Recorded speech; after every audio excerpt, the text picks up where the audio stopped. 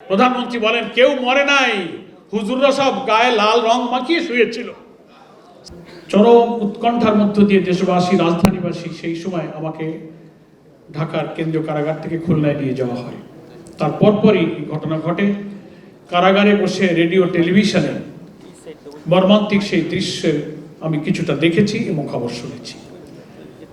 আল্লামা মামুনুল হক, যিনি আজকের এই অনুষ্ঠানের সভাপতি, সেদিনকার শাপলা চত্বরের এই প্রচন্ড মুহুর্মুহু গুলি এবং শাহাদাতের নৃশংস ঘটনার মধ্যে দাঁড়িয়ে যে ঐতিহাসিক বক্তব্য দিচ্ছিলেন, রেডিওতে তার বিপ্লবী কণ্ঠের কয়েক সেকেন্ড বক্তব্য শোনানো হয়েছিল।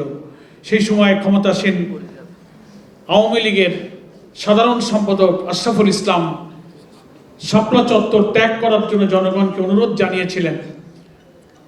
তার প্রেক্ষিতে আল্লামা মামুনুল হক বলেছিলেন যে এই শাপলা চত্বরের তৌহিদি জনতা যে কোনো মূল্যে শাপলা চত্বর ত্যাগ করবেন।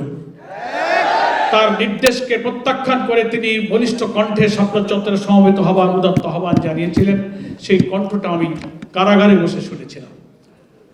সেই হত্যাকাণ্ড, সেই বর্বরতা, দুটো টেলিভিশনকে বন্ধ করে দেওয়া, সম্প্রচার বন্ধ করা। কিছুদিন পরেই আল্লামা মামুনুল হক গ্রেপ্তার হলেন এবং ঢাকা থেকে তিনি খুলনা কারাগারে স্থানান্তরিত হলেন। আমার সঙ্গে ওনার খুলনা জেলখানায় দেখা হলো।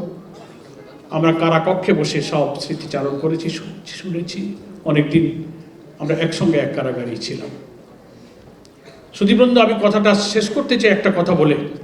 শুধু একটা 5ই মের সমাবেশকে নিয়েই কিন্তু এ ঘটনা ঘটেনি। এর একটা ইতিহাস, এর একটা প্রেক্ষাপট, এর একটা তাৎপর্যপূর্ণ পেছনের কিছু খবর আছে, ঘটনা আছে।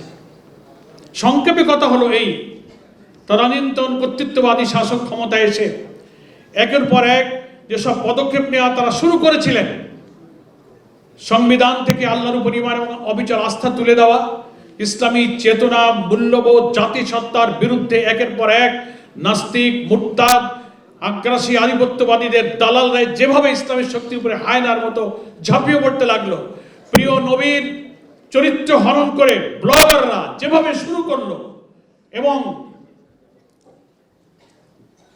যুদ্ধ অপরাধের বিচারের নামে শাহবাগে গণজাগরণ মঞ্চ করে ইতিহাসের সমস্ত ন্যায় বিচার, সুবিচার, মানবাধিকার, আইনের শাসনকে উপেক্ষা করে আব্দুল কাদের মোল্লাকে যাবজ্জীবন দেওয়া হলো। দুনিয়ার কোনো জুডিশিয়াল ইতিহাসে নজির নাই। কেন যাবজ্জীবন হলো? ওটাকে ফাঁসি দিতে হবে। তাই বিচারকে থামিয়ে রেখে আইন পরিবর্তন করে তখন প্রধানমন্ত্রী পার্লামেন্টে দাঁড়িয়ে বক্তৃতা করতে লাগলেন।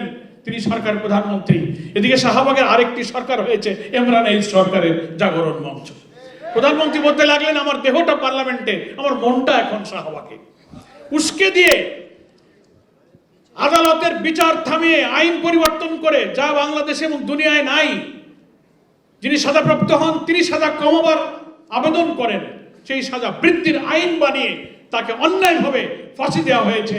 বিচারপতি সিনহা সহ পরবর্তীকালে জুডিশিয়াল লোকেরা বিস্মিত হয়ে বলেছে যে এটা হয়েছে miscarriage of justice, genocide of justice. যে হত্যাকাণ্ডের সাথে যে লোকদের সম্পর্ক নাই, এইটা নিয়ে আলেম ওলামা, ইসলামপন্থী জনতা ক্ষিপ্র হয়ে পড়ল। 5ই মের এই ঘটনার আগে আধিপত্যবাদী শক্তির বিরুদ্ধে সংগ্রাম, ইসলামী জনতার বিরুদ্ধে কর্তৃত্ববাদী শাসকদের জুলুম নির্যাতন, সংবিধান থেকে ইসলামী চেতনাকে মুছে ফেলার ষড়যন্ত্র এমনভাবে হচ্ছিল, তার একটা আউটবাস্ট হিসেবে হেফাজতে ইসলামের উদ্যোগে ইসলামী জনতা ঐতিহাসিক এই 5ই মের মহাসমাবেশের ডাক দিয়েছিলেন। এবং সেই মহাসমাবেশ কোনো দলের ছিল না। যারা দেশকে ভালোবাসতেন, ইসলামী চেতনাকে ভালোবাসতেন, ইসলামী মূল্যবোধকে পছন্দ করতেন, সকলেই সেদিন এই হেফাজতে ইসলামের সমাবেশে সব কিছু নিয়ে এসে হাজির হয়েছিলেন। নৃশংসভাবে সেদিন সমস্ত বিদ্যুৎ সংযোগ বন্ধ করে দিয়ে প্রায় 2 লক্ষ গোলা বারুদ, আর্মস অ্যামিউনিশন ব্যবহার করা হচ্ছে ওই দিন কালো রাত্রির এই হত্যাকাণ্ডের ব্যাপারে।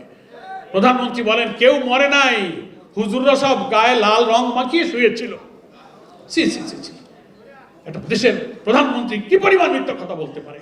অথচ তদন্তের ট্রাইব্যুনালে আজকে অপরাধ ট্রাইব্যুনাল যেটা সেখানে বিচার চলছে, যেমন জুলাই হত্যাকাণ্ডের, শাপলা হত্যাকাণ্ডের। ধীরে ধীরে তদন্তে 62 জনের উপরে হত্যার তো প্রমাণই পাওয়া গেছে, নিখোঁজ আছে। এজন্য আমরা মনে করি এটা কোনো সাধারণ ঘটনা ছিল না। দীর্ঘকালের ইসলামী জনতার প্রতি যে কর্তৃত্ববাদী সরকারের জুলুম নির্যাতনের একটা বিস্ফোরণ, একটা আউটবাস্ট হিসেবে সেদিন সমস্ত জনগণ রুখে দাঁড়িয়েছিল।